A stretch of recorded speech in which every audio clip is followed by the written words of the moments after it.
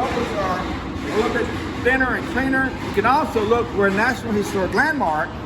So to get these big giant fermenters in here, we actually raise the roof 10 feet. So if you look as we on the edge, you can actually see the old boards and nails from the original roof. Oh wow. That is impressive.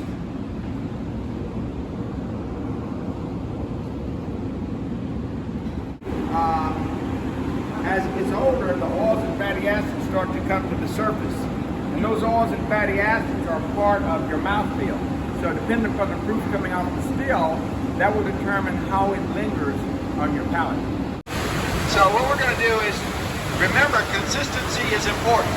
So what we're going to do is we're going to bring 30,000 gallons of our previous mash back over here. You'll notice it's very creamy and smooth. So we're actually screening out a lot of the larger particulates, but we're really capturing the sour mash enzyme. It's like making sourdough bread. This is the mother, the starter, but that's how it maintains the consistency of mash bill 1 versus mash bill 2 versus the wheated mash of the other. So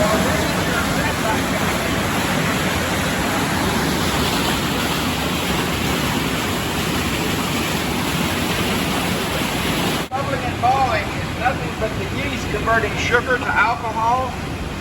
This one has a lot of corn in it. The more corn you have in it, the bigger the bubbles. So if you've ever seen a moonshiner, that corn whiskey has really big bubbles in it. Alright? I've heard. Pipes and stuff. I mean, you have to measure the pressure. So this shaking is that mash coming out over there. It's coming from these cookers.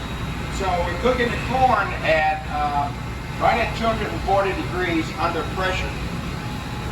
But you have to cool it down to 64 degrees before you can add your yeast and your malted barley. Otherwise, it'll kill the enzymes in the yeast, in the mash. It kills the sour mash enzymes. But it will cause them. It kills them, but it causes your yeast to work too fast. That's where I'm taking it.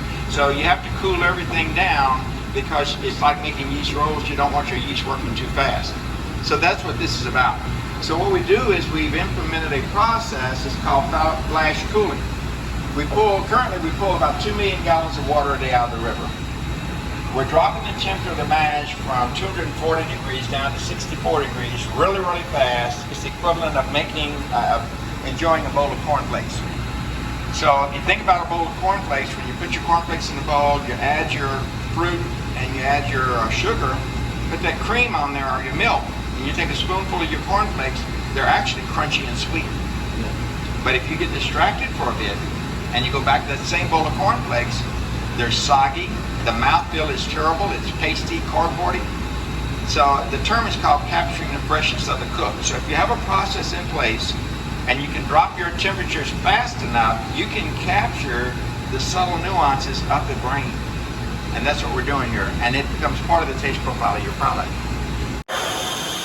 So this is our experimental distillery. Pretty cool?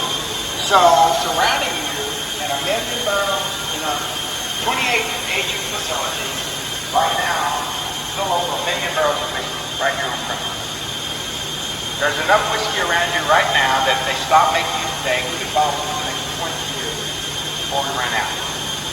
The kicker though is, of those 1 million barrels, over 30,000 are experimental.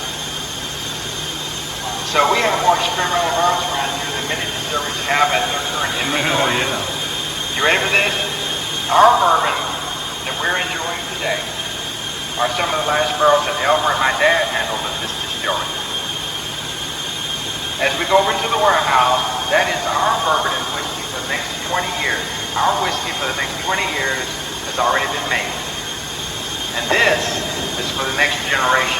This is the whiskey for 2040, 2050, 2060, and beyond. So what we do is this is Owen Wheatley designed this. He's got 2 engineering degrees.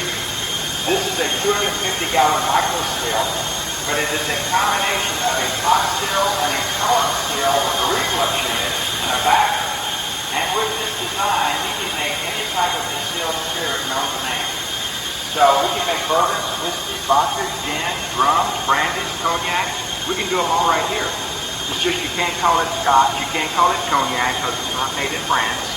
But we can't call it Scotch, but we can call it single malt whiskey.